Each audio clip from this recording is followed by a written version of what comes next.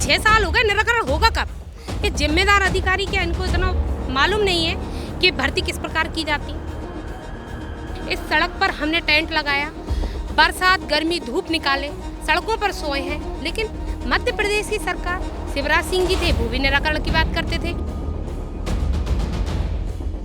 जिन candidates की योग्यता complete नहीं थी, उनने 2018 में किस आधार पर फॉर्म भर दिया?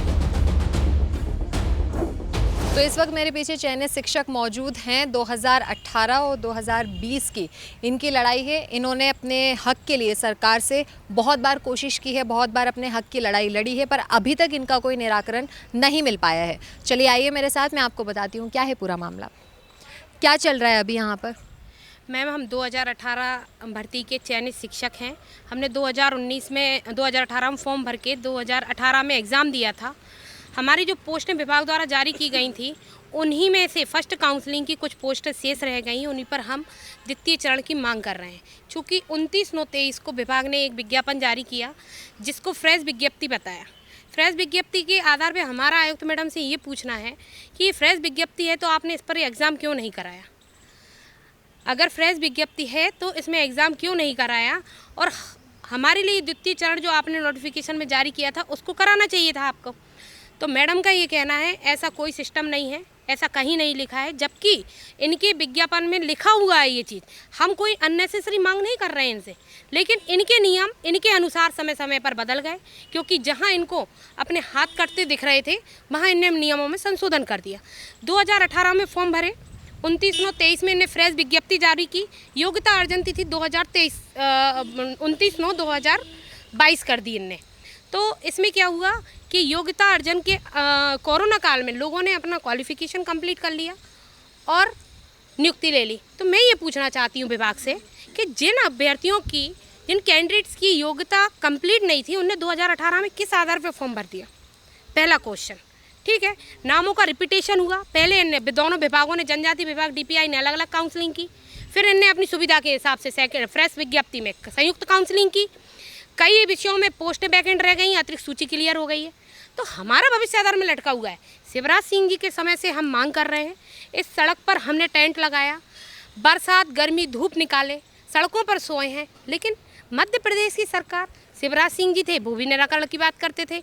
आज मोहन यादव जी से भी हम 14 जनवरी को राहगीर उत्सव मेले में उज्जैन में मिलकर आए, तो वो भी कहते हैं संज्ञान में है, शीघ्र निराकरण करेंगे। शिक्षा मंत्री जी को 10-10, 15-15 फाइलें सौंप दी, वो भी यही कहते हैं निराकरण करेंगे। अरे 6 साल हो गए, निराकरण होगा कब? ये जिम्मेदार अधिकारी क्या इनको इतना मालूम नहीं है कि भर्ती किस प्रकार की जाती है? खुद के नियम बना के खुद ही संशोधन कर रहे हैं। तो मेरा ये मानना है सरकार ऐसे अधिकारियों पे संज्ञान ले, कुछ करे, और 5-5, 6-6 साल से जो अधिकारी जमे हैं, इनके कार्य अवधि में ये आंदोलन, धरना, प्रदर्शन और सड़कों पर अभ्यर्थी, बस यही सिलसिला चल रहा है, कोई निराकरण नहीं हुआ है। तो या तो इन्हें हटा दें या हमारे लिए कुछ सोचें, क्योंकि मोदी जी की गारंटी पे हमें धूमिल होती हुई नज़र आ रही है। क्योंकि ऐसे अधिकारी अगर विभागों में रहेंगे तो गारंटी का कोई मतलब नहीं है। क्यों धोखा दे रहे हैं लोगों को? या तो आप इन अधिकारियों से डरते हैं या फिर आपको हमारे भविष्य की चिंता नहीं है। चुनाव से संबंधित सारे मुद्दे समय सीमा में सॉल्व हो जाते हैं, लेकिन बेरोजगार युवा जो मध्य प्रदेश का आपको वोट कर रहा है, वो 6 सालों से सड़कों पे भटक रहा है। उनके लिए आपके पास सोचने के लिए समय नहीं है। चुनाव पर चुनाव हुए जा रहे हैं, लेकिन हम सड़कों पे घूम रहे हैं, कई बार ज्ञापन आवेदन दे रहे हैं, आपके पास समय नहीं है। तो मेरी ये मांग है कि ये ऐसे अधिकारियों पर संज्ञान लेते हुए हमारे भविष्य के साथ खिलवाड़ ना करें और हमारे साथ शीघ्र न्याय करें, क्योंकि हमारी आयु सीमा पार हो रही है। और 2018 की भर्ती में जो पद वैकेंट रह गए, उन पर तृतीय चरण फ्रेश विज्ञप्ति, वो जो भी नाम दें वो आयोजित करते हुए हमें समायोजित करें और हमारे साथ न्याय करें। अभी इस पर आपके जो यहाँ पर अधिकारी मौजूद हैं, उनका क्या कहना पड़ रहा है? हम अभी आयुक्त मैडम से मिलने गए, अनुभव श्रीवास्तव जी से। उनके पास हमारी कामना मैडम भी बैठी हुई थी। मैडम से हमने कहा हमारी पोस्ट वैकेंट है, आपकी मीटिंग 24/1/2023 में हुई थी, उसमें आपने खुद ही डाटा दिया है। तो उनका कहना है ऐसा कोई डाटा नहीं दिया, जबकि विभाग का हमारे पास डाटा है। खुद ही डाटा देते हैं और फिर खुद ही नकार देते हैं, कहते हैं ये तो भर्ती खत्म हो गई। जब पोस्ट खाली है, अभ्यर्थी उपलब्ध है, तो पोस्टों को भरा क्यों नहीं? और दूसरी बात, उन्होंने कहा हमने तो 2023 में कैरी फॉरवर्ड कर दी। अरे आपसे एक पुरानी भर्ती तो पूरी हुई नहीं है, आपने नई भर्ती का विज्ञापन जारी कर दिया। ये क्या तरीका है? जब अभ्यर्थी उपलब्ध थे, पद उपलब्ध थे तो उनको नियुक्ति देना चाहिए था। अगर अभ्यर्थी नहीं होते उन पदों पर तो आप कैरी फॉरवर्ड कर सकते थे। क्या अभ्यर्थी एग्ज़ाम देता रहेगा, फॉर्म पे फॉर्म भरते रहेगा, नियुक्ति नहीं मिलेगी। और दूसरी बात, आयुक्त मैडम का ये कहना है कि कोर्ट केस करिए, कोर्ट केस के माध्यम से हम निराकरण करेंगे। तो क्या हम डिग्रियां लें, फिर कोर्ट केस की भी डिग्री लेके आए, फिर हमें नियुक्ति मिलेगी? ये तो कहीं न्याय व्यवस्था सही नहीं है हमारे मध्य प्रदेश की। तो आगामी समय में चुनाव है, हमारे विषय में शिक्षा मंत्री जी राव उदय प्रताप जी सोचें, विचार करें, माननीय मोहन यादव जी भी विचार करें, क्योंकि कई फाइलें ज्ञापन संज्ञान में मुद्दा है। अगर शिवराज जी के समय में नहीं हो पाया तो उम्मीद करते हैं कि मोहन यादव जी तो हमारे संज्ञान में लेते हुए हमारे साथ न्याय करेंगे, ऐसी आशा करते हैं। कभी ऐसा नहीं हुआ तो आपका अगला कदम क्या होगा? कुछ नहीं, हार रहे हैं सिस्टम से, क्या कर सकते हैं हम? आम जनता है ना, वोट ही देंगे ना। वोट किसके लिए दे रहे हैं? इसी के लिए दे रहे हैं कि हमारे साथ न्याय हो, लेकिन न्याय कहीं दिख नहीं रहा। और इससे हमारा परिवार, हमारा समाज, हमारा शहर, हमारा गांव हमें देख रहा है। कहीं ना कहीं वो भी दुखी हैं कि कितनी मेहनत करने के बाद बच्चों ने डिग्रियां हासिल की और आज नियुक्ति लेने से वंचित रह गए। तो बड़ा दुख का विषय है ये।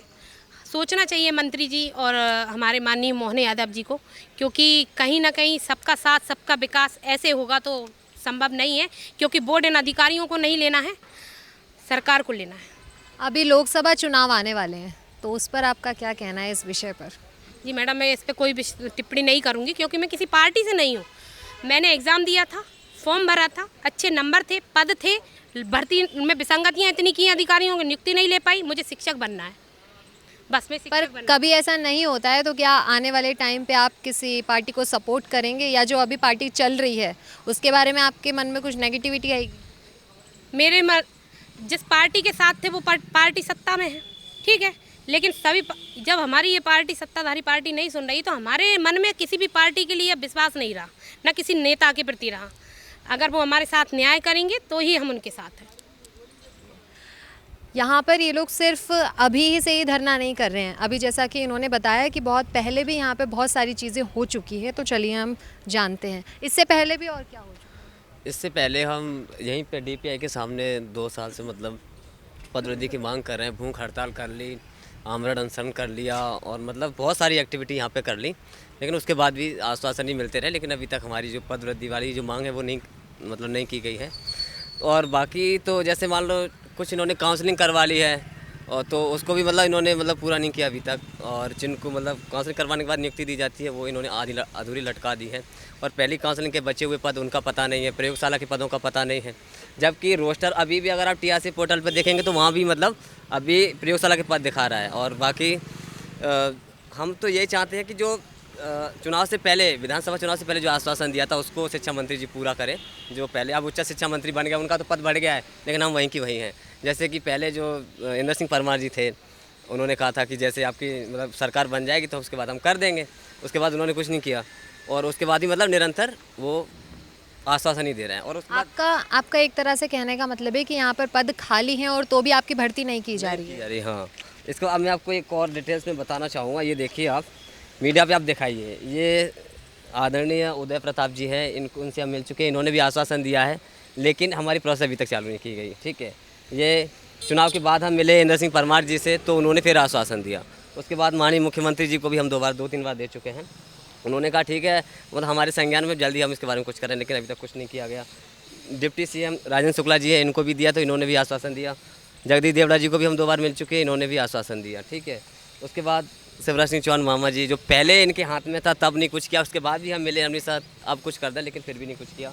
और ये हैं गोपाल भार्गव जी, इनसे भी मिले हैं, फिर भी नहीं कुछ किया। ये नरेंद्र सिंह तोमर जी हैं, ये शिक्षा मंत्री जी हैं, जिन्होंने पहले हमें कहा था।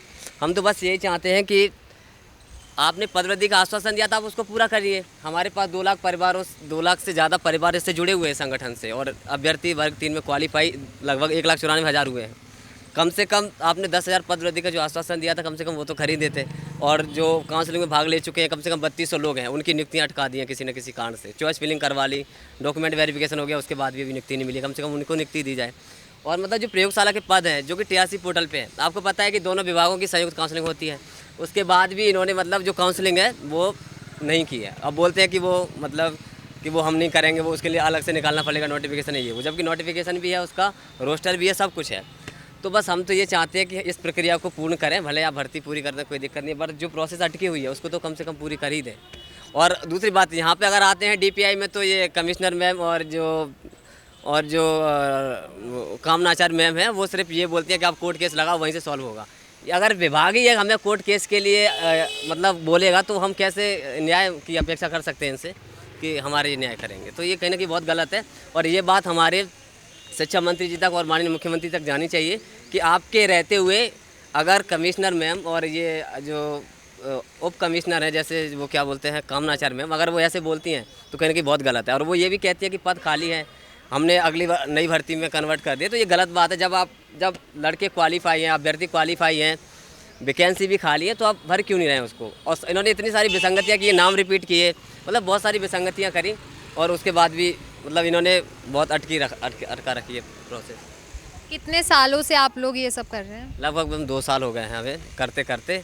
2 साल से हम निरंतर मांग कर रहे हैं और निरंतर आश्वासन मिलना है, लेकिन प्रोसेस चालू नहीं हुई है। आप मुझे ये बताओ, हम 2 लाख अभ्यर्थी हैं, 2 लाख परिवार हैं, मतलब इसी से जुड़े हुए हैं। अब हमारी प्रोसेस अभी तक पूरी नहीं हुई है तो हम क्या करें, कहाँ जाएँ।